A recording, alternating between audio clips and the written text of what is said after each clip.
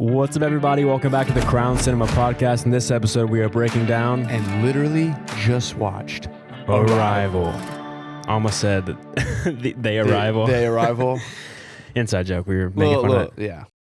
During the movie, they get like almost a name drop in the movie. They're like, what happens next? They arrive. What happens now? They arrive. And I was like, what happens next? They Arrival.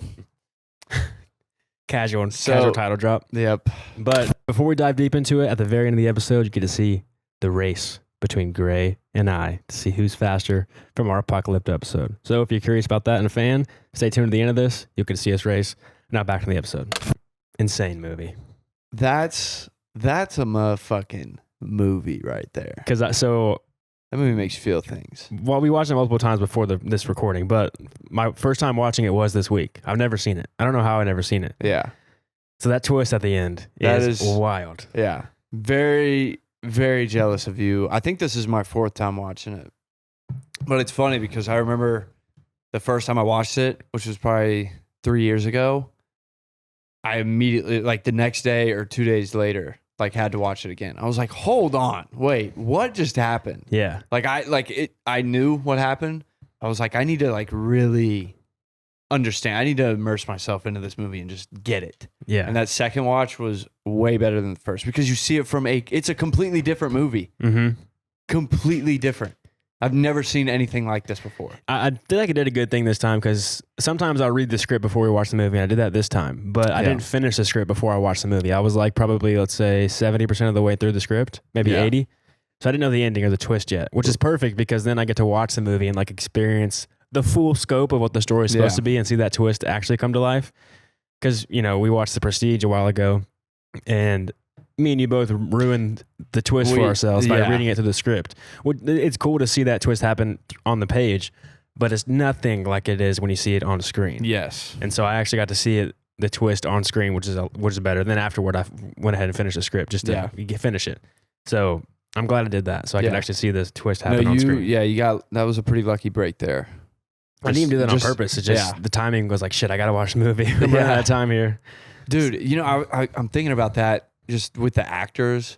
Like, you think, like, I feel kind of bad for Amy Adams. Because, like, she reads the script. She gets to make this masterpiece, but she didn't, like, get to see it like we do. Yeah, you know? right. And then, plus, she's doing all the press tours for when the movie's being released. And she knows everything. And you know she's just ready to tell the whole world. Yeah. Like, she's ready to talk to people about everything she just did because she understands that this movie's crazy. But there still is, I think, from an actor's perspective, getting to see the final product and knowing, like, I guess how they put your performance and how they told it through the edit. Because there's like really like three stages of how a movie changes. It goes from the writing, the script is the first time they write the story. Then when they shoot it, the director will change some things and make it, you know, his vision, which then is the second time the story is created again. And then in the edit, it's the final time they change it because the editor has a lot of control with just pulling scenes out because, you know, reading the script, there's a lot of scenes that they cut out. There's a lot of like longer developments that they just cut short into a montage to get the pacing a little bit better because it's just otherwise too long or boring. Yeah, and I think I can kind of tell, like when I'm watching it now, I can tell that they're kind of holding back on expanding more, but you can't lose the audience, which I think they're barely walking that line in this movie. There's a few times where, like, I remember early on watching it, it's like you're on the brink of, you're about to lose it. Like, as an audience member, I was like, damn, I feel like I'm about to get lost. You're right. But they do such a great job of, like, no, if you really pay attention to, like, what's at stake, what's happening, you can follow along. The biggest change they did in the edit, which was good to help not lose the audience, was whenever you hear Jeremy Renner's character, Ian, giving that montage of what they know about the heptapods. It's like, this is what we know, this and that, and explaining all the things. That was over the course of like 3 scenes where they were like interacting with them each time, and then they would learn new things, and all the information that he spews in that little monologue or a monologue over the montage, that's just over the course of 3 scenes. So they're able to condense it. So it's not like, all right, we get it. We keep talking to the aliens. All right, come on now. So actually, on top of that, I did look up the writer for the screenplay. Yeah. I cannot pronounce his last name correctly, so but I'm gonna do my best. Eric Heiserer. Heiserer. he was explaining it. Well, it was funny. He was explaining just like kind of how he wrote this, and he was saying at first, like he took his wife to dinner, and he was just complaining, you know, just as any good writer is just doing, just always complaining about some shit. But he was telling her about his idea. He was like, "Yeah, I have the idea for this, you know, circle language, like it kind of shows infinity, whatever." He was like, "But I cannot explain it well enough in the screenplay without it being too long. And then if I shorten it down, well, then it just doesn't make sense." And she was like, "Well, what does it look like in your head?" And he draws it out. And she was like, "Well, just put that in the screenplay." And he was like, "Wait, can you put a graphic in a screenplay?" And then he just like did that. But, on top of that, he explained kind of what you just said with that montage. This was a risky movie to make, you know, all things considered. I mean, some people might be worried that this is just too complicated, too sophisticated for like a large audience. Yeah. You know, like a big budget Hollywood movie. And, you know, so when he's explaining to people like, so like he's having to show the alien like how to walk, talk, you know, just the basic stuff. Mm-hmm. And all the people, you know, on that are trying to promote the movie, they're like, "You can't do that. That's not sexy. Like that's just, you're going to lose the audience. It's so boring." And they're like, "Is there any way to get rid of it?" And so you see this in the movie, but the writer actually explains to the higher ups. He like shows the question like Amy Adams' character does, Louise, and like explains like, this is why you can't just like start complicated. It can't just jump to complicated. Right. It wouldn't make sense logically. And he like used like the whiteboard and everything. And then everybody said, "Wait, that's what you put in the movie." Right. And so, it was perfect. Because it just gives the audience a basis of like, okay, now I understand the process they're doing to get linguistics. And now I know like how cool this strategy is to how do you even communicate with a being that you have no idea what their language is and you can't base their language on anything else. Right. You have no idea what they're saying or what these things are meaning, all the symbols are showing. So like, what's the process of a linguist to figure out and translate a language that they have no basis of understanding on? It's funny you say that. Well, first off, that scene was so important too, because it just shows that Louise is more than qualified for the job. Like she's clearly the top dog. Yeah, she's the one. But so for this movie, they did pull another linguist out, and her name was Amy Adams. Jessica Kuhn. Okay. Yeah, Jessica Kuhn was the linguist that they pulled out. She like I watched the video and she pretty much compared how she learned like this Mayan language that roughly 200,000 people in Mexico speak. So it's, you know, it's very small, like very small percentage of people speak it. And it's kind of hard, but she was funny. The language is called Chol, and she was comparing Chol to heptapod. And she was like, Chol is spoken by 200,000 indigenous Mayans in Mexico. Heptapod is spoken by giant aliens with 7 limbs. Jessica Kuhn had a friendly host family whenever she was learning this language. Louise had giant aliens with 7 limbs. Kuhn had an undergraduate research supervisor helping her. Louise had the military breathing down her neck. The body of work on other Mayan languages. So Kuhn like had things to compare it to. A basis to and there's literally nothing to compare it to in heptapod. So just very cool. Like they had to build a language to make this movie. And I think that's so great. Like that's so cool. So cool. And building a language off of nothing, because most of the time when it comes to languages they make in stories like Klingon and other, I think that whatever the Dothraki, the Game of Thrones language, they're kind of based in some sort of other language. There's something where they're changing it, but they're pooling different ways of writing and constructing words from different languages. So like they can kind of form it based off of something, but this language, again, it's based off of nothing. You know, they got to do it from scratch. Yeah, this is symbols. This is from a completely different world, universe. They're not basing it on Spanish. Yeah, a cool thing the screenwriter was talking about too is, so the movie is based off of a short story. Yeah.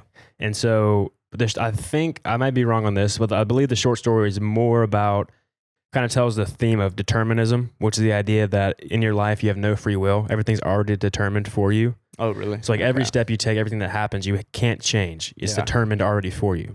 But he had a problem with that. He doesn't believe in determinism. He didn't really want his message in the movie to be determinism, that you can't change your future path. You can't change anything that happens in your life. Yeah. Kind of a sad, means you're stuck. No matter what you do, you can't get off the path destined for you. Yeah. But so he wanted to change it, and that's why he added the choice factor to where she can see the future, but she chooses to walk in that path to have her daughter. Because it kind of conflicts. Like, if you can see the future and you decide to change it to avoid the future you see, then you really can't even see the future. Yeah. Right? Because obviously what you see, if that doesn't happen, that's not the future. So you didn't see it. So it's like that kind of like problem of seeing the future and changing it, because now you actually can't see the future. Yeah. But so he added that choice factor to add, to try to get away from the determinism idea, to not let that kind of be the theme and what he's trying to say in the movie, because he doesn't believe that, and that's kind of a sad ideology in a sense. Right. Yeah. People believe it, but I choose not to. I think you got free will. I think you can make whatever you want happen. We don't know, but that's what I believe. Yeah. There's like a million possibilities. I mean, I could have not done a podcast. But yeah, the determinism idea would be... But I chose to. Right, the determinism would be like everything that happened caused you to do it. Like you had no choice. You think you had a choice, but you really didn't have a choice. No, that's crazy. You're going to be here no matter what. That's crazy. You asked me, I definitely could have said fuck off. But you didn't. But I didn't. Determined. Yeah, no. Just a wild ride of a movie. Yeah, and like the circular thing, it's so cool because there's so many shots in the movie that kind of suggest that circular idea, like the cinematography aligns with that idea of the circular language and the circular thought process of there's no time, you see everything for what it is in the entire scope of time, because the aliens don't see time, they just experience it, and they can, they know everything that happens. But it, like the first shot of it is whenever the daughter dies in the opening scene, whenever she dies of cancer, you watch her walk out of the hospital and she's walking in this circular hallway. So she's kind of like walking through the circle. So like that ties it back to her knowing what's going to happen. It all kind of comes back in that full circle. And so as she leaves, when her daughter dies, she walks out in the circle, because that's reflecting, she knew this would happen, and now she's like kind of walking in that circle, like just reflecting that idea of like she knew it was going to happen because of the circular time she sees. Let me ask you, so the visions that we see at the beginning, obviously it's kind of their way of playing a trick on the audience. Yeah. By you're thinking it's flashbacks, but it's actually foreshadowing. Right. Is this like from her point of view? Is she already experiencing these visions before she's even made contact with the aliens, simply because they're just around? No, I think that's just showing us the future to trick us. Okay. But she's not having any of these dreams or visions already, is she? Not already. Like I think my understanding is once she learns the language, it rewires her mind. They talk about that principle where when you engulf yourself in a language, it rewires your brain. Right. So this language, because it's timeless, to another level. Yeah. So this language, because it's timeless, she starts to lose her sense of time because it rewired her mind. Yeah. But so as the movie goes on, as she dives deeper into the language, she starts to not live in the present. Because I think whenever she talks about the non-zero sum game with their daughter, yes, they're asking her for what the word is, and then it cuts back to the present time that we know of the movie, where she's on base, and then once she hears Ian says non-zero sum game, she snaps back in that time and then says it. So it's almost like she actually didn't know the word in the moment, but now she's experiencing time all at once. Yeah. So when she hears it from the future, or I guess no, she hears it from the past. She brings it back to the future and then tells her. So it's like she's experiencing it all at the same time. My brain, but it makes sense. Like it really does. Like, and same thing with the Chinese general. When he meets her for the first time, she doesn't remember it, but once he tells her in the future. Once he tells her in the future, he even says like, I don't really get it, but I think I actually need to tell you right now in this moment. Yes. Like, for some reason that's going to help do something. Yeah. So like Louise hasn't experienced it, but she jumped forward in time, got the information she needed from the future to then bring it back to time to make that happen in the future. So she's just experiencing time all at once. in these moments of her being deep dove, yeah, being deep in the language. Yeah. Hey, I gotta give you credit, man, because this shit is like complicated to explain. But I'm telling you, like once you really get it, Yeah. you just get it. It's just It's trippy. You got to really like. It's really trippy, but it's really not that complicated. You know what I'm surprised though? I'm surprised Christopher Nolan didn't get his hands on this one. This is a normal You know type what I mean? story. Yeah, like just the Non-linear aspect. Yeah, anything to do with time being all weird. Yeah. And I heard, Nerd Writer, the YouTuber. Yeah. He had a cool video on this, and he was arguing that this Arrival is like all the bad movies that have come out about like non-linear and aliens and all that kind of stuff. Like this is a perfect example of it, because a lot of times I think these bad movies will do these non-linear stories just as cool factor. Yeah. But he used the non-linear for like that is the point of the story. Yeah. To where it's all in very, very, very intentional. Yeah. And so like there's a lot of stories where it jumps in time back and forth, but it's really just to confuse the audience and make them think this is more complex than it actually is. But this movie, they use that in the best way possible because it's all full intention of what the intention of the movie is. Yeah. So it's just, it's a great story. Yeah. A great way to tell it. No, it's definitely told with intention. But speaking of Christopher Nolan, I did read that they actually did have to change the ending to this movie because Interstellar came out. The way that it was going to end was that the aliens were actually going to like leave humans, like not more than the language. Like they were going to leave them like the ships. They were going to leave them like the specific plan or the specific ways for how to reach their speed, traveling at the speed of light or even faster, like they were going to leave them the tools. They probably did. Well, they say show us. They do in the language, you can kind of understand that essentially they do. Mm-hmm.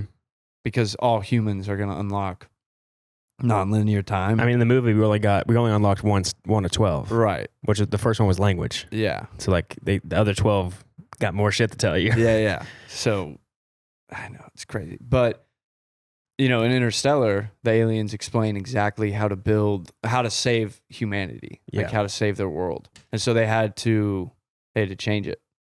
Because they were like, damn, it was way too much like Christopher Nolan's Interstellar. It also leaves, with the whole screenwriter talking about, he wanted to make it a choice. It also leaves the audience knowing that, will the humans choose to use the knowledge to help and to save themselves, and then in the future to save the heptapods in 3,000 years? Yeah. Are the humans gonna choose to do it? What do you think? I'm optimistic. You believe in humanity? Well, the Chinese government came to America at a cocktail party. They looked like they were doing pretty good. They called it, you were the reason for the unification. Yeah. Which probably means the entire world unified. Well, you can see in the background that they had like all the flags next to each other. Okay. Yeah. So it was like pretty much like world peace. Yeah. I've always thought that like you always see movies with alien planets and like the planet is one civilization. Mm-hmm. There's not much of factions like there is here. We have all these different countries that are fighting for this one piece of land floating in space. Yeah.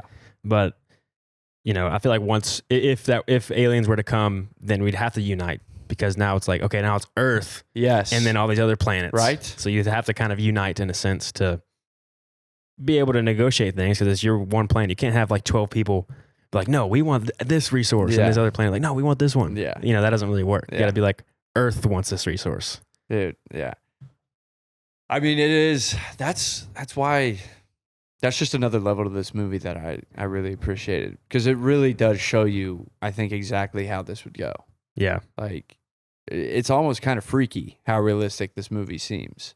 Just a bunch of people, like, you have all these higher ups that are very powerful and egotistical. Yeah. And then all of a sudden their world is shattered. Oh shit, aliens are real. We knew nothing all along. Like, oh my God. So even listening to the higher ups or your superiors, like, that they are as clueless as you are, so it would just kind of interpret, or it would just make things so much more helpless, I think. Because you're also talking to an alien species who you don't even know how they operate. Yeah. And so like the CIA guy, he's only able to comprehend this from a human level. Yeah. Like, oh no, they're going to scavenge us for this. He's talking about things that happen past in history with humanity. Yeah. We're not talking about humanity. We're talking about some other different dimensional being that can experience time in a different way. And they probably don't have these egos and whatever else, because they don't have egos, because Abbott, one of the aliens, decided to kill. He because in no time, Abbott knew he was gonna die, and he was willing to kill. He's willing to die in order to give the humans this thing. Yeah. Like they knew it would happen because they can see the future. Yeah. And so he chose to sacrifice himself in order to do this greater good. So like, they don't have egos. They're in it. They're truly in it to help because they're like, we're repaying the humans because the humans are going to save us in 3,000 years. So we want to come back and help you guys. I like how you said that. They're repaying the humans for what they're going to do in 3,000 years. What they're going to do. Yeah. Like that's so wild. Yeah. It's interesting. I mean, it's funny to see. So like the initial quote is Louise's like in her book that she wrote. And what does she say? I wrote it down. It's, oh, yeah. She understands that language is the foundation of civilization and the first weapon drawn in a conflict. So that's a nice little quote. And then in the movie, as soon as humans hear them, like, or at least think that they hear them say the word weapon, I mean, China's ready to nuke them the fuck out of here. Yeah, like, why does nobody understand that? They might not even know what that word means. Right. Which is actually funny because in the script, you actually watch them get the word weapon. The military actually forces her to teach them weapon. Really? And the conflict is it all makes sense of why she's like, they don't even know if that, they might not even know what that word means. They could think it just means tool. Yeah. Because what happens is they bring a knife and they show them and they say weapon. And so the aliens could be like, okay, that looks like a tool. Okay, weapon means tool. Yeah. Got it. But they use the word weapon because that's the only word they know. Because it's, Really? way too specific. Really, I guess the only way you could show the difference between a tool and a weapon would be like you would have to take a life of something with a weapon to show like a hammer as it is like it could be a weapon. It's primarily used as a tool. Whereas like a sword, like that is to kill or defend. So like that would be the only way to do it. But you can't do that. It's hard. You can't kill the bird in the cage with a sword. Yeah, because when you just thinking about words and language, just knowing it's easier to be like, oh yeah, weapon, whatever. But like if you have no basis for it, it's so complicated to describe what a weapon is. Because again, talking about a hammer can be a weapon, but it also can be a tool, and it is a tool. But then it goes back to anything can be a weapon. Yeah, it's like a sword. This microphone could be a weapon. Yeah, it's like how do you? You'd have to use other words to describe what a weapon is. Right. But more words. Yeah, more words. Yeah. I love that. Like just the whole country flipped shit. Or the whole world flipped shit as soon as they were like, we have a weapon. They didn't even think, okay, are they trying to give us a weapon? Are they threatening to use us? Or are they threatening to use a weapon on us? Like, they were just like, no, they said weapon, and that means they're here to kill us. Yeah. She was like, they might be trying to like give us something. They're like, absolutely not. Yeah. Wrong. What does the CIA? What does this guy think he knows? He was honestly my comedic relief. You ain't even in the fucking chamber. You ain't talking to him. What do you know? Good point. Great point. Because he never once goes up there. Are you kidding me? Like, he talks like a big man. He talks like a guy that has been chatting it up with these aliens, but he never goes up there once. If like 3 times in a row they go up and they return safe with no radiation, nothing, no problem. Yeah, so I'm like, shit, I'm gonna go check it out. You know, right? Let me go see what these fuckers look like in person. Yeah, and like you're the one that apparently is talking to like, the president, all the higher ups. Like, dude, get your feet in the field. Yeah. And stop overcomplicating things that you aren't even really trying to understand. I mean, you're just watching from the safety of the tent. Like, dude, get up there. Understand, like, what's really going on. But I love that Louise, like, every time he talks, she's like, why am I talking to him? Yeah, why is this motherfucker here? He's not here to help. Yeah. Or, like, she straight up asked, she was like, how does that help? Or she makes a point, and he's like, it's not that simple. And he's not adding anything to solving the problem. Mm-hmm. He's just saying stupid shit like, oh yeah, it's really just not that simple. And she just looks at him. She's like, why? Yeah, I'm the professional. I'm the expert here. Like, I literally have come up with solutions. I have learned alien language. Listen to what I have to say and listen to what I think we should do next. Don't tell me like, oh, it's more complicated than that. You have no idea what complicated is and how to solve it. Yeah. He was funny. He was funny. I love that. It's cool with Denis Villeneuve because obviously he's a master director, so he always uses brilliant techniques to tell the story. And so in here, what cool thing they do is they use color to suggest her fate and what she's going to do and like the solution, and even it kind of calls it her purpose in life. Because they use blue and orange, which is a pretty standard color combo when it comes to making movies. It's like the classic cinematic look is teal or blue with orange colors, like the cool and warm, because they just look beautiful together. So most movies use that. And Denny's got that down. Yeah, but in this movie, they use that color with a purpose, because blue suggests her not following her purpose. Because a lot of times in the beginning, it's like a lot of blue shots, and whenever she's nervous, there's blue. But orange suggests her stepping into her purpose. And you see that a lot of times in the movie. Like in the school, whenever she goes back after it's empty, like when she returns to class and there's nobody there because there's fucking aliens. No kids going to class and there's aliens. Yeah, everything's shut down. The president ordered a state of emergency. So like ain't nobody going to school. Yeah. But she goes there anyway because she's almost like neglecting the choice of like stepping into that purpose. Yeah. But when you notice her door is her door is orange. And so, kind of the people that walk through that orange door is like opening up to her purpose. Mm-hmm. And then even when she's walking into her office, it's like a row of chairs and they're all orange. She's kind of like walking into the place where it's going to start. Like her purpose is starting now. Mm. But it really gets more deeper. Whenever when she gets finally picked up after she gets hired, she hops into the helicopter. It's all blue, but then it cuts over to Jeremy Renner, and in the background you see you see an orange light. So like the first time you see Jeremy Renner's, when that orange light creeps back in, so now she's like coming closer to her purpose, because her purpose in life is to solve the alien language and also to have this baby. Okay. And so now she meets him, and then the orange light creeps in, further suggesting she's kind of stepping back into her purpose. Whenever they're walking through the tent for the first time, they're walking through this orange hallway. So she's walking into the purpose again. Mm-hmm. It's all orange. And then she walks into like a natural light where it's not blue or orange. It's just kind of white. So it's kind of like a blank slate. So it's not really telling you when she walks into the tent. I think the first tent walk is whenever she's going to they're going to get their vitamin shots and their boosters for just health to make sure they don't get hurt. It's going through the motions at this point. Yeah. And so that's just like a blank slate, because it's kind of like a lull in the process. Yeah. It's not going back or forward. So it's just a white color. Obviously whenever they jump up first time into the spaceship, they crack open the orange glow stick, throw it up, shows a shift in time. So now she's like, that light is leading them orange, into the purpose. But her hazmat suit, 'cause she's nervous before she gets up there. I mean, she doesn't even know what the fuck's going on. Oh, yeah. She's just a linguist, a college professor. She's never even dealt with alien shit. But you look at Ian, Jeremy Renner's character. He loves this shit. He lives and breathes this shit. He's been hoping this happens for his entire life. Yeah. He's been curious about what's out there. And then finally something that reveals itself that is out there that's way beyond their imagination. Yeah. So he's excited, but she's super nervous. And then it shows her point of view through her hazmat suit. And there's almost like a bluish tint to her view, which I think is showing like her uneasiness and like her fearfulness of stepping into that purpose to like fulfill what she's about to do. So it's kind of like that color showing she's a little bit nervous.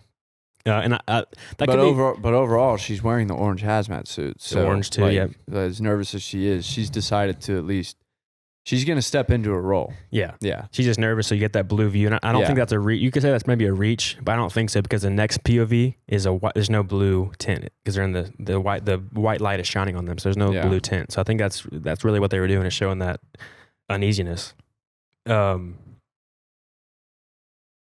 And then obviously the big one is when she is fully into her purpose, and now she's like actually trying to solve the problem and is going to cause unification. Whenever she's in that cocktail party and talks to the general, who gives her the information she needs to use in the past. Yeah, she's basked in orange light. Yeah, a lot of future. Same with her talking to her daughter. Yep. It's just showing like, oh, she's getting it. Yes, exactly. Yeah. Like it's all orange when she's doing what she should be doing. Yeah, and she's like stepping into the purpose that she's meant to do in life. Yeah. So it's just that cool color contrast of showing using the blue and orange light, which is very standard in movies, but actually using it with a purpose. No, which is a Denny thing to do. Yeah, good pickup. What you said on that second to last point, though, talking about like who people that might think that that's a reach, dude. No, if you really think at this point, when Denny comes out with a project, every single shot has a purpose. Yep. Everything that you see in that shot is not by accident.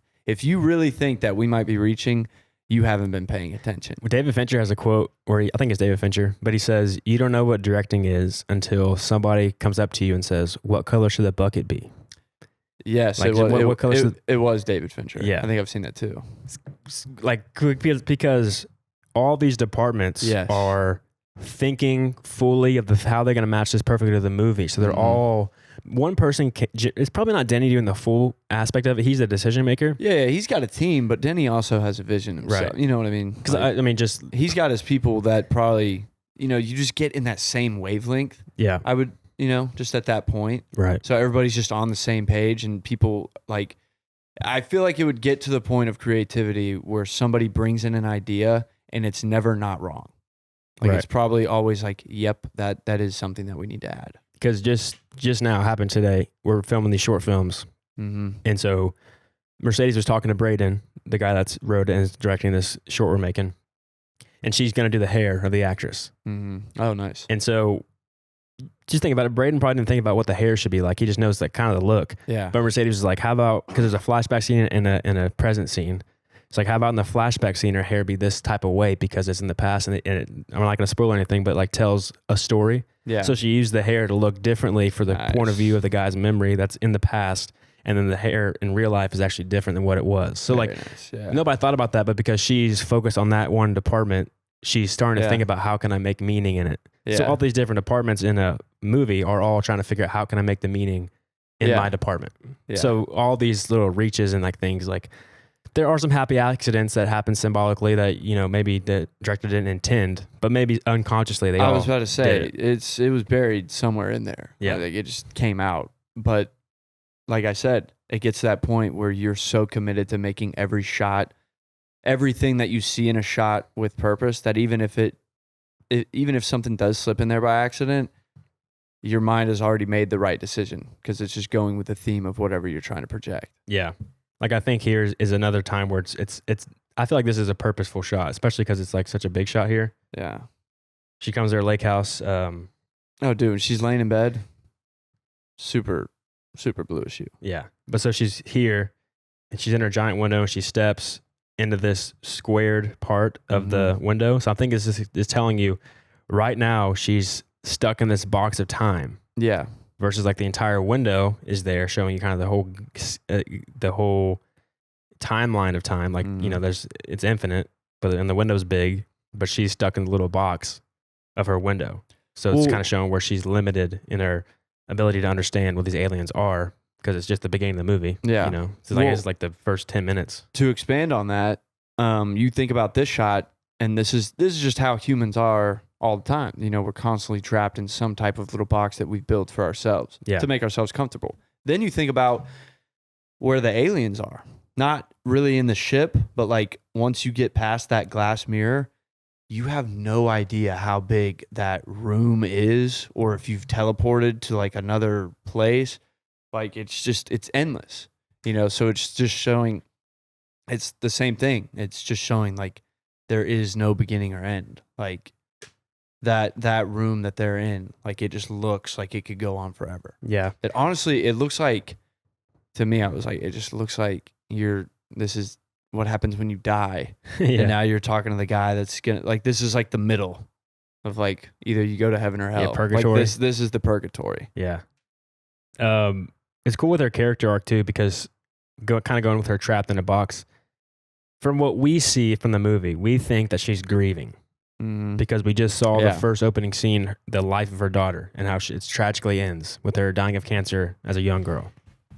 And so we think she's grieving, but really what she is she's kind of isolated herself and is not experiencing the world. She lives in a lake house by herself. Her lights aren't on. Her mom checks in on her. She's like, I think she even says in the scene, she's like, it's just me, same old same. Yeah. So she's obviously not changing. She's not really invested in the world. She does her lectures and she doesn't even seem that interested in them. So she's not really experiencing the world or giving to the world or not fulfilling any type of purpose. Yeah. But that obviously changes throughout the course of the movie where she steps into her purpose and she even chooses to have her true purpose, which is to be a mother of this child, despite knowing that it's going to be a tragic ending.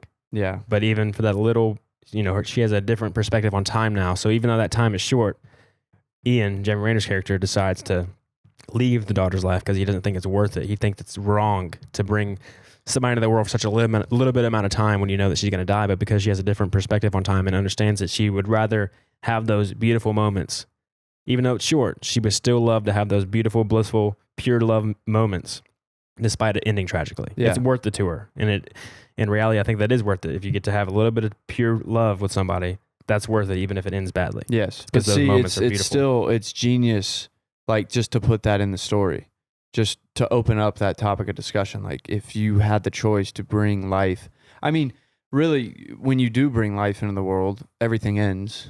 Just as far, everything lives and dies.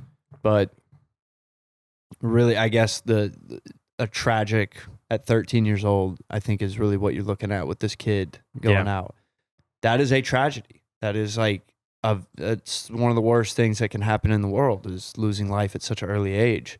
And so it just kind of opens up that, but like, that child experienced the most insane love, especially from the mother, because she understands. Yes. Like, every moment she has with this kid matters. Like, she is and you see that, because honestly, like, when you're seeing it from the flashbacks, you're still thinking, wow, like, what a great mother. Like, she really loved this girl. Like, she was very active with her. Yep. Like, she spent a lot of time with her, like, valuable time with her, like, was very uplifting, all of that. And then, obviously you find out, like, so, like, as tragic as it is, it's like you said, the child, the mother, even the father, they got to experience, like, just that one-of-a-kind love. But it is up for debate. I can totally see the other side of why somebody would be as mad as he gets. Yeah. What's his character's name? Ian. Yeah, you can totally understand why Ian would be like, how could you do this? But it's funny. Like, how am I supposed to raise this daughter?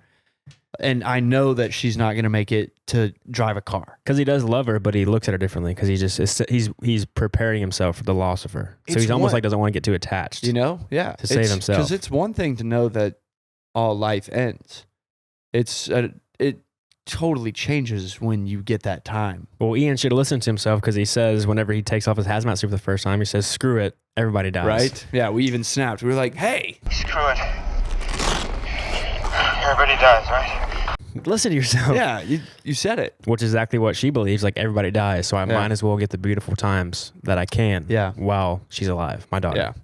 It was interesting, though, because she does ask him, like, if you knew how everything was going to go, what would you change? And the answer he gives is, like, I guess I would speak up more. Yeah, or talk about my feelings more. Yeah, I would say what I feel more. So he kind of, in a way, he kind of, like, dodged it, because I think she was more asking, like, would you change things if you had the power? Yeah. Or at least that's how I took it. And he didn't really answer that. So he doesn't understand the scope of what she's talking about. Yeah. Isn't that crazy? Yeah. Like, yeah. It's fucking nuts. It's also cool because whenever she hugs him, it's their first time kind of embracing, but she's like, I forgot what it felt like to be embraced by you, or to embrace you. So it's like, because she's living in a different time scale than other people are. No, and she says earlier, like, when she really feels the full power, like, it's pretty much like when her mind is unlocked. And she tells Ian, she's like, I know when my husband left me. And I was, as the audience, we do assume that there was probably a husband. Yeah. And they probably divorced after the child died, because that is a terrible thing to, like, just, it's hard to get up and recover from that. Like, a lot of parents don't make it after that, or husband and wives, they don't make it. So she says, like, I know why my husband left me. He's like, you had a husband? But then then when it's like, she couldn't even explain. It's not time. Because I remember the first time I saw the movie, I still didn't get it at that point. Like, I still didn't understand when she was like, I know why my husband left me. And he said, like, oh, you had a husband? I thought, the first time I watched this movie, I thought she was about to explain some crazy twist about how her ex-husband has a huge part in all of this. Mm. And then when I didn't get it, I was like, huh, okay, I guess we're just never really going to talk about him. And then my eyes were open. I was like, Yeah. Just, I mean, great way to go about it. Yeah. Good It's story. like that. I'm telling you, man, this Denny guy really knows what he's doing. You don't miss. He's got this down. Him, Nolan, Tarantino, Yeah. Scorsese. Yeah. They don't miss. Do you know what the Chinese general, commander, president? The president? It's got to be the They president. called him general, but they said president later. Okay. I think. Do you know what he says? Yes. I would assume you probably found out. Because the script tells you what he says. Really? Let's pull it up, yeah. Okay. Well, the guy who wrote it, Denny, apparently the guy that wrote just that one sentence. Heiser or something. No, not him. Oh. This was a guy whose only job was to his only job was to figure out what the Chinese president heard that changed his mind. He had he had to think of the one sentence, and apparently it took him weeks. No. It was Heiser. Not bad. Yeah. Well, he spent weeks on what Shang's wife told him. And apparently he was pretty pissed that it didn't even get translated in the movie, because it doesn't. They kept it ambiguous. Yeah. Which helps the audience, because maybe that wouldn't. It's like, oh, that really. If you hear with a line, you might be like, that's what got him. So not hearing it, you're like, damn, what was it? It's got to be something so impactful. So your brain, the audience, can then insert whatever they think would change somebody's mind like that. I guess, but I think it still would have been a pretty powerful delivery. But I see why that decision would be made to take it out. But Heiser did not, because he, I guess, was locked away in a dark room for probably a month. And when he finally got it, he was like, I got it. And then he was like, oh, that is genius. Oh, brilliant. And then it doesn't even get translated into the movie. The alien language gets translated in this movie, but not the one sentence that saved the world. Yeah. So this is what she says. Whenever she calls him on the phone, she's talking to him on the phone. She's telling him this now in the present of what we're watching the movie in. So it's not the future. We don't hear what he says to her in her ear, but we obviously know because she says it right here. Mm-hmm. So in Mandarin, she says, your wife spoke to me in a dream. She said you'd help save the world by being braver than anyone else. Braver than anyone else. I said that again. Holy shit. Doesn't matter. The word is everyone.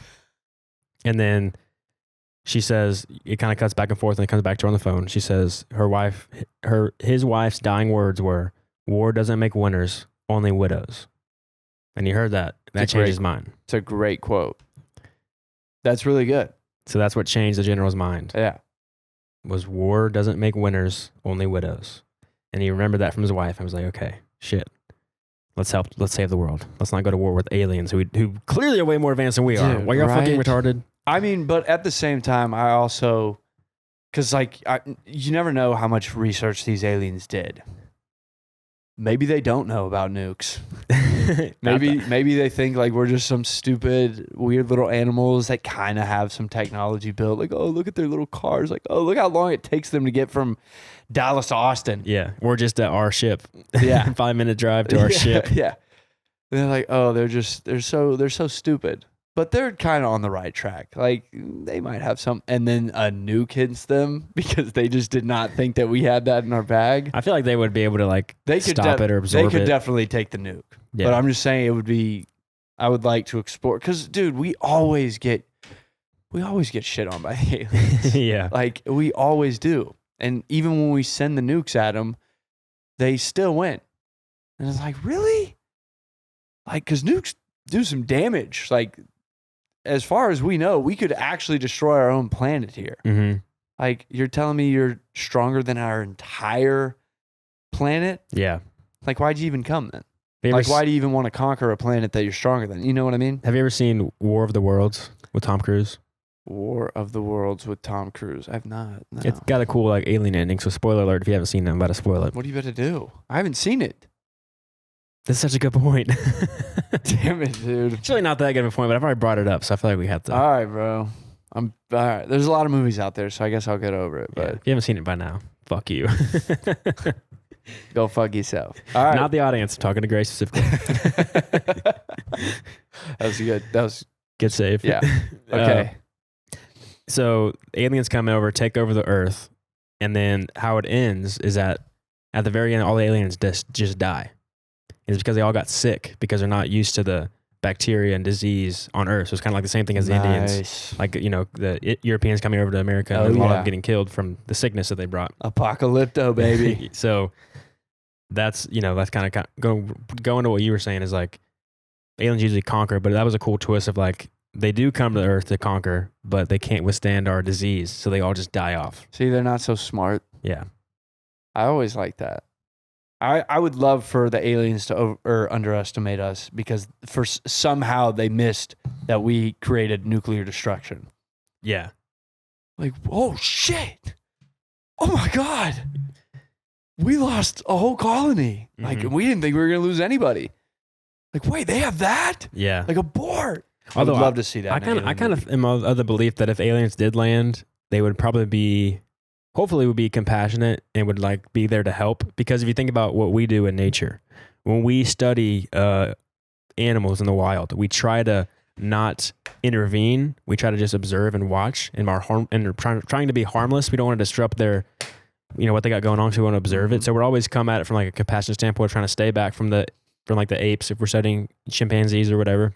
So like I feel like aliens would be the same thing. If they're this advanced civilization, they want to learn what humans are doing. They would do it from like a step back approach where they wouldn't want to intervene or really like conquer. Because if they're able to get to us, they probably have way more resources than we can even offer. For sure. Unless Earth just has like one precious mineral that they don't have, then maybe that'd be the case. It's the nukes. Yeah. So aliens coming over, I feel like it's more likely that they would be there to help or just observe and watch, which is what these people do. Plus, these aliens are timeless. They can perceive time. So they when they land, they know the humans are going to be, they're not going to know what's going to happen. They're going to be worried. They're going to be wanting to defend, and they're going to be scared. So they're probably prepped and ready for like if missiles hit us, we're ready for that. Because it's kind of like if you go to like a wasp's nest, you understand I'm probably going to get stung. Yeah. So you're going to that prepared, and they sting you. It's not like fucking kill them all, because you're going into it knowing they're going to be defensive. He said weapon. Yeah. So I think it makes sense that they're more compassionate and not trying to kill. Hey man, we might have to face this one day. Alien could. It's possible. It is. Anything's possible. I mean, they're talking about aliens now. It's like it's all bullshit. They've always been talking about these damn aliens. Yeah. But it is kind of true that they use, because a big theory with how they would travel across space is because clearly you can't travel. The speed of light is still slow in space sense. Yeah. It's like other planets are still 13 light years away. 13 years is traveling at the speed of light to get somewhere, or 100 light years away. So the speed of light, there's still a limiting factor when traveling. Yeah, it's a long time. I've done 25, 13. That's a lot. Yeah. You've done 25? I've done 25 years of just of living. Yes. And so, but a theory is of how you can travel with space is by this, I think it's called the Dyson sphere. Let me just check that to make sure I'm saying it right. Okay, it's not called the Dyson sphere, but it's something where you have a ship that can alter gravity. So you're able to move through time way faster than the speed of light without even changing where you're at. So like, let's just say the studio we're in was this ship. Then we would experience gravity how it is now, but everything outside of us would be moving. So like you would be dipping time. So you're jumping like miles or thousands of miles or light years ahead by just dipping the space-time thing to like jump forward in time. So like you're squeezing time. It's like a wormhole sort of thing. Yeah. You're like squeezing time to get to the other end. I was about to say, are you describing Interstellar right now? Kind of. Interstellar travel? Kind of, but like the ship alters gravity so you can move faster. So you're just like moving through time. So you're like dipping it to travel way further. Gotcha. So, they use gravity clearly. So that would make sense. And what we have a theory on how to travel. If we could alter gravity, that's also what they're saying these spaceships are. They're like altering gravity. They just like float and can move so fast because they're changing gravity to move. Yeah. So it's just cool that these aliens use it, because that's kind of like a theory that we have now. I also, now that I'm really thinking about it, I love how the ships leave Earth at the end. Yeah. They don't teleport, and there's no sudden huge boom, and they travel really fast like Star Wars and the Millennium Falcon. There's none of that.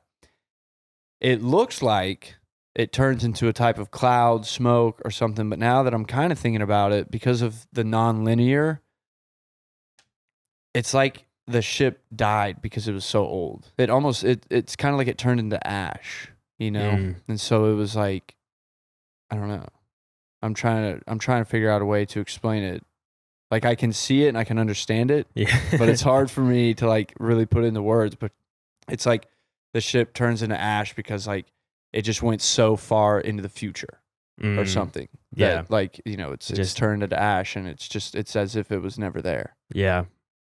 Or it's even just showing that what you would expect the aliens to do would be to shoot off or teleport.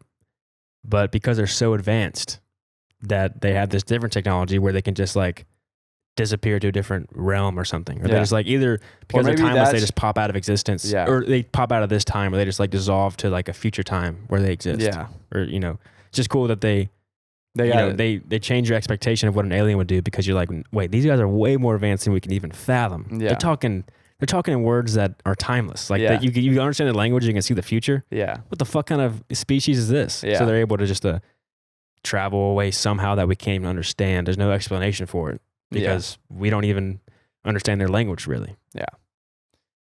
Yeah.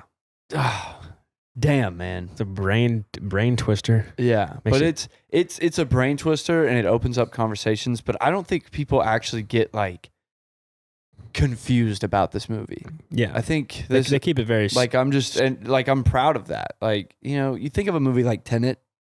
Yeah. And it's just tough. That's a highly requested one for us to do. Yeah. Those people can fuck off for the moment because I still don't get it. We gotta do like a ton of prep for that one so we can actually a ton of prep. Some shit. No, I can't do it until I get it. That's what I mean. Until I understand the language. That's something about prep, like trying to like watch it, understand it, like actually be able to explain it. I've tried. And there are people out there that tell me that they get it, and I do believe them. Some of them I kind of just know that they're lying and they just want to act like they know what they're talking about. But what I'm saying is with a movie like this, I'm just very proud of it because like this is a movie that anybody in the older audience, you know, for sure. I mean, you know, that kind of goes without saying. But like this is just a really good realistic sci-fi movie. Like I think this is the best realistic sci-fi movie, like of how humans would react to aliens. Like if they did it just how they did it in this movie, like this is how it would go. And it's cool getting insight to the true process of like how to communicate with an alien species that you don't know how to communicate with. Yeah. What's that process look like? Yeah. Which is just interesting because you're like, you don't think about that. Yeah. Like how are we going to figure out the words? What's that process like? But it is such a big complex thing, but they keep it so tight by they're talking about only language and they also base it into the human experience with her daughter. So they're able to kind of attach this giant idea to something human.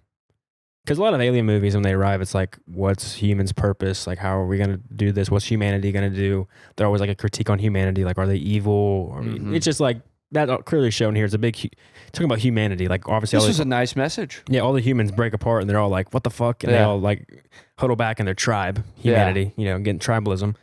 And then, but they rooted in like finding your purpose in life and just, even though you know bad things are going to happen, it's still important to step into it because you know good things are going to happen even though it ends badly. Yeah. So like her purpose, again, we've been saying it, but is to have her daughter and then to do this, solve this equation. Yeah. Word to Planet of the Apes, man. Ape together, strong. Would you, if this is real and if you became fluent in heptapod,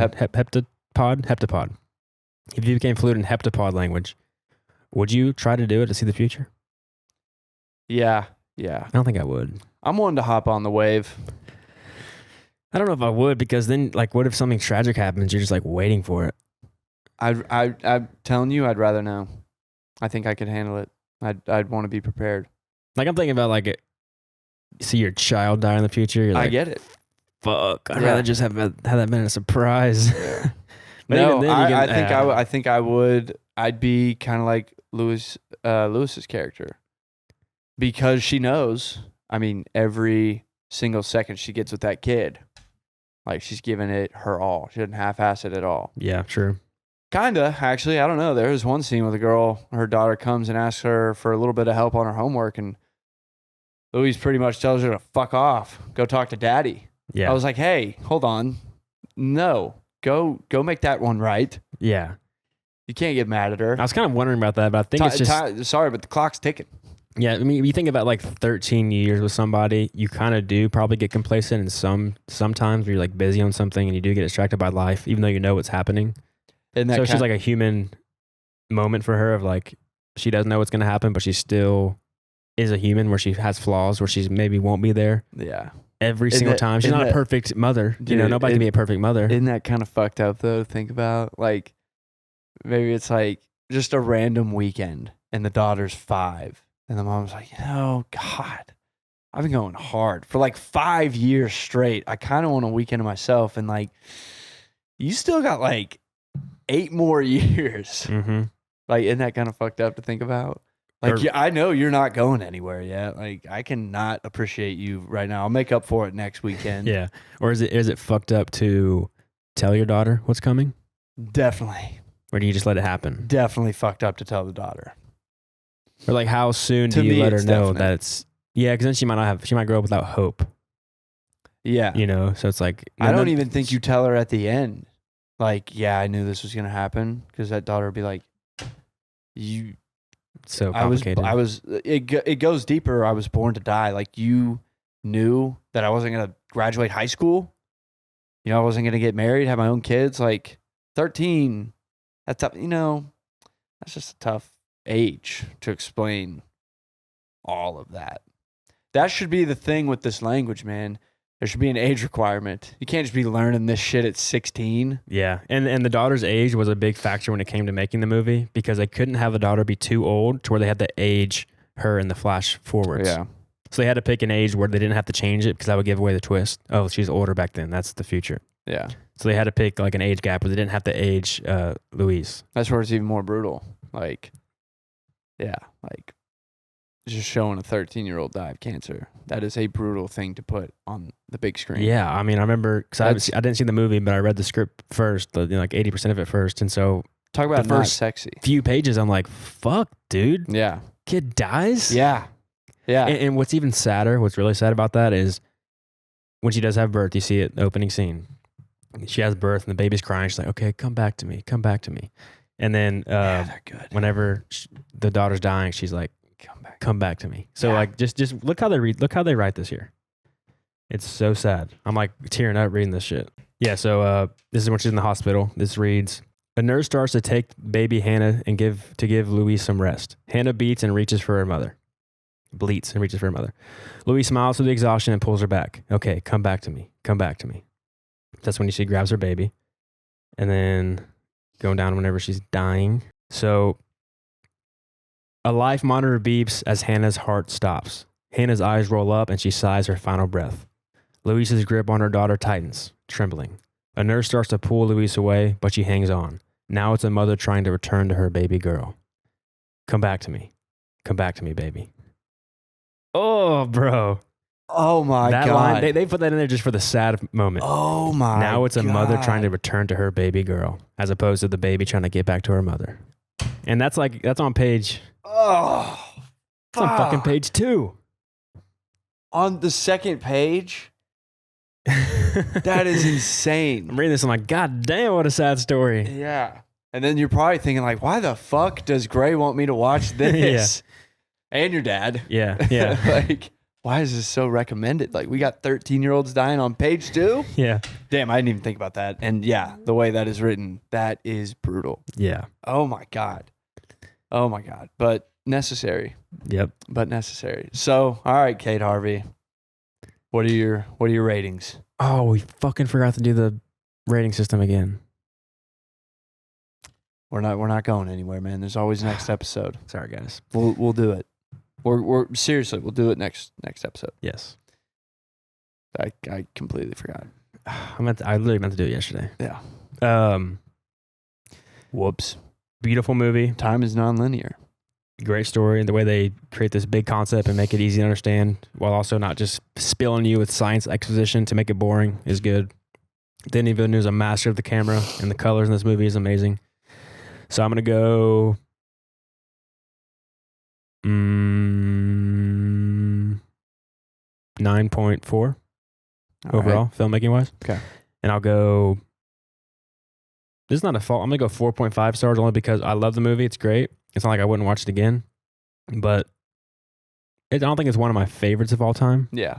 So I'm going to go 4.5. So, I mean, it's not really like your style.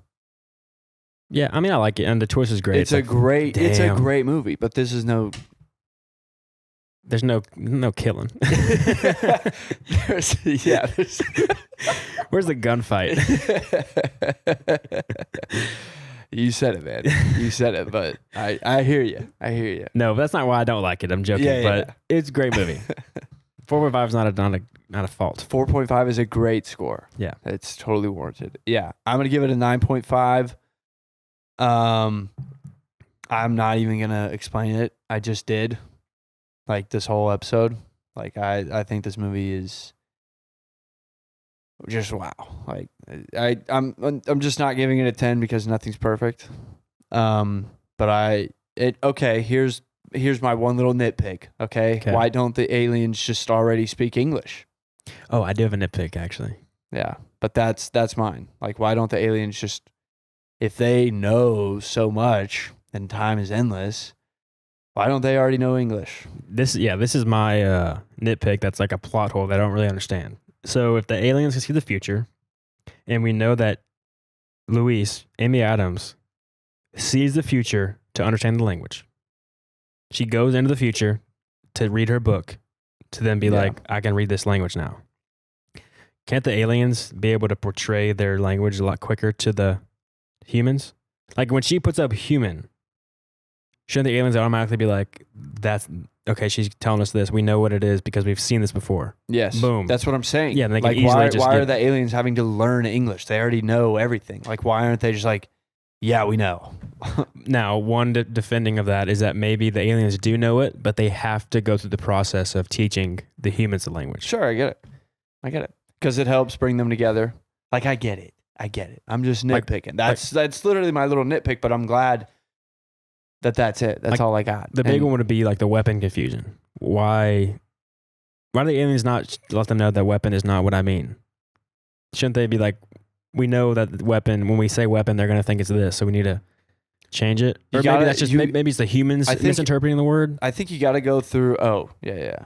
I thought you were talking about the C4 exploding. Like, why didn't they just immediately tell them, like, hey, there's C4, you need to get out of here? Which I was going to say, it's like, you give humans conflict so they can resolve it, which brings everybody closer together. Yeah. Which is essentially what they're going for. Yeah, the whole world had to struggle and solve a problem together, and it brought world peace. Yeah, maybe they needed that confusion to get everybody back together to understand it all. Yeah, so maybe, Yeah, we need a good old-fashioned alien invasion. Yeah, we need to bring these people together. Yeah. Yeah, that was my one thing is like, it seemed, but again, because watching it for the first time, I was wondering like, why were the aliens not even willing to even like learn English? But it's because their language is the secret. Right. Like, you guys have to learn our language. Yeah, we're not learning just dumbass language. Yeah, you speak literally dumbasses. Let's look at this symbol, this circle. So, yeah, like, but the aliens, they need to teach the humans their language. Yeah. So they need to let the humans go through the process of learning it. So that's probably why that plot hole's in our head. Maybe it is solved. We're just not thinking. We just don't understand it. Yeah. Our brains are limited by time. So I give it a 9.5. Parentheses, that's basically a 10. Yeah.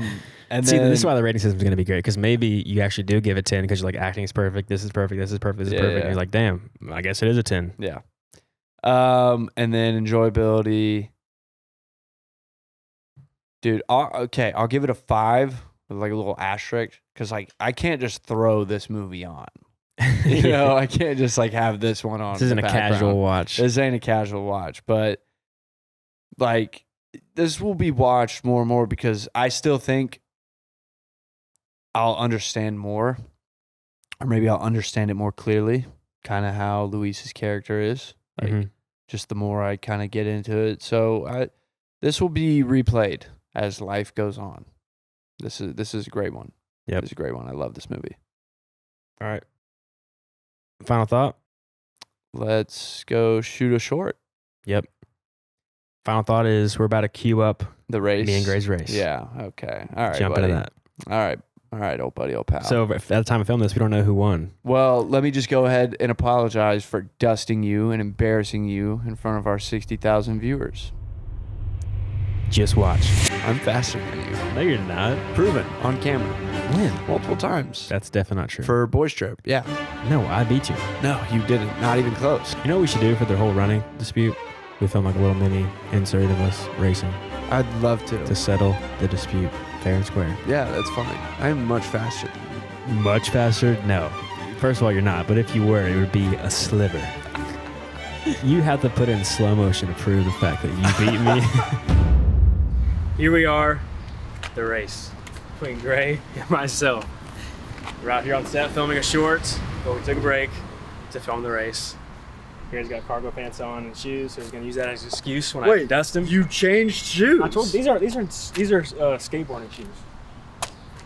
Fuck. That's the same. No, You're wearing skateboarding shoes. no, you're good. Whatever you need, brother. Okay. Whatever you need. Whatever you need. Okay, get stretching. Okay, ready, set, go! What the fuck? No way! What? Dude, I literally told you. What did I say? I got wheels, baby. Fuck that, I'm a sore loser. Are you fucking kidding me? Bro, what? She wasn't even close. What did I say? I'm so embarrassed right now. Dude, what? Oh my god. I'm gonna pass out.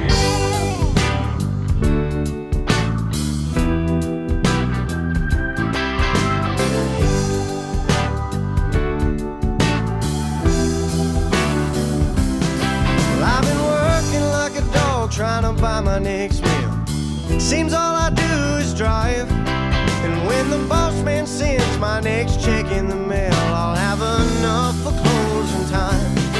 And I've been cussing like a sailor since I ran out of weed. My tank is running dry, so I'll head on down to the railroad track and tell that man I need a ride. He says you're just in luck, 'cause there's one more seat. There's just one more thing before you proceed. Just throw me a 5 and we'll call it a deal.